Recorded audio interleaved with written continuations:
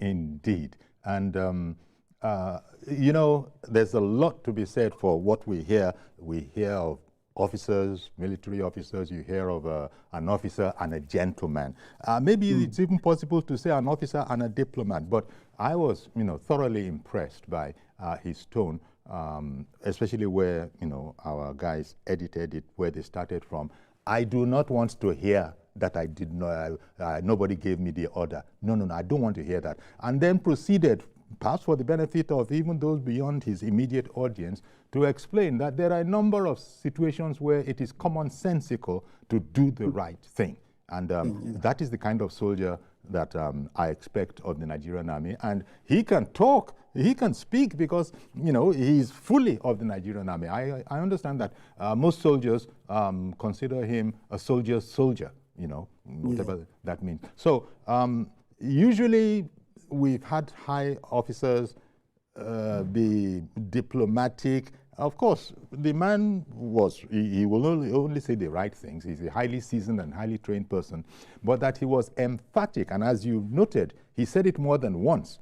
I expect people to behave professionally as they have been trained. Don't want to hear that in the absence of marching orders, my hands were tied. So it looks like Nigerians are in for a good time.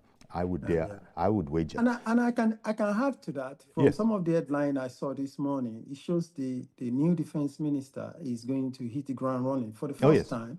He was bold enough to call out that look, there is no more chance for terrorists. He called them terrorists. Let's forget this nonsense of calling people who commit political crime, correctness, and calling them bandits. You can't organize yourself and cause chaos, kill men, and we keep calling them banditry. So I'm particularly happy to see that headline that he called them out straight away. You are terrorists, and that shows that he is not going to allow any of these guys to have it easy again on our country, Nigeria. And of course, we must have, personally and at the party level, we believe that we have some demands that should be made within the first 90 days. We expect rapid action from him, but like I've said, it's nice to see that comment from him. And we'll talk about all of those things because I was just joking that we Nigerians, we can not just select a team for a football coach. We can even tell the strategy they are supposed to, adopt in order to win. So Nigerians, are going to have a number of talking points that they will expect to be addressed. And I don't think they are overdoing. It ranges from securing our borders, fighting insurgency, of course, that goes without saying, addressing the banditry. They call them what they were, bandits. Then there's maritime security. You notice he said it's not the army alone. Maritime security, of course, modernizing the military. And this is something that this gentleman is going to be thoroughly involved in, not to speak about regional cooperation. He's going to keep an eye on that too.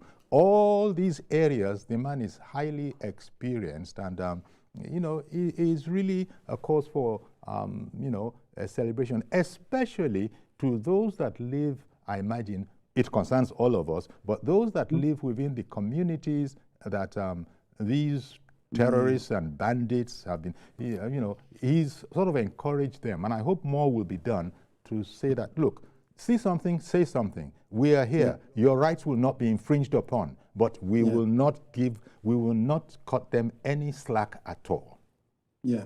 That's very correct. And to go further on that, I think one of the key things that will be required of him also is transparency is key. Until now, many people, and I think this government, they've had it from many people before now, that one thing they are not doing very well is communication, with the Nigerians. And where you leave void of communication, it tends to get filled up by disinformation of them. Now, I would expect that the military under the new Minister of Defense should ensure that there is regular updates on progress. And what that does is that it's going to endear Nigerians towards what's happening in the Ministry of Defense. let them not just be doing the work. I'm not, of course, there are a lot of things that they can't share with us. But Yes. of course, there are things they could share with us. Exactly. I was going to say that. Yeah, I was let going there to say be that. regular updates Okay. of things they could share. Let them not just assume people will pick it up on social media, because that's what this government does. Oh, no, no, no, no, no, no. Bayo Ononuga. No, Uncle Yori, let me say that. Bayo Ononuga will always just post something on social media or post it somewhere and expect it to go around.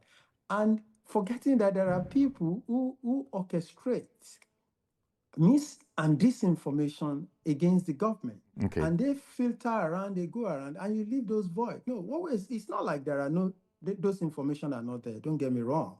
But we cannot approach it in the old style way. We All have right. the social medias here and there being filled up with a lot of things. So the military should make sure they use these tools very well to get their information, their activities they want to share with Nigerians, so that more people will be more endeared to them.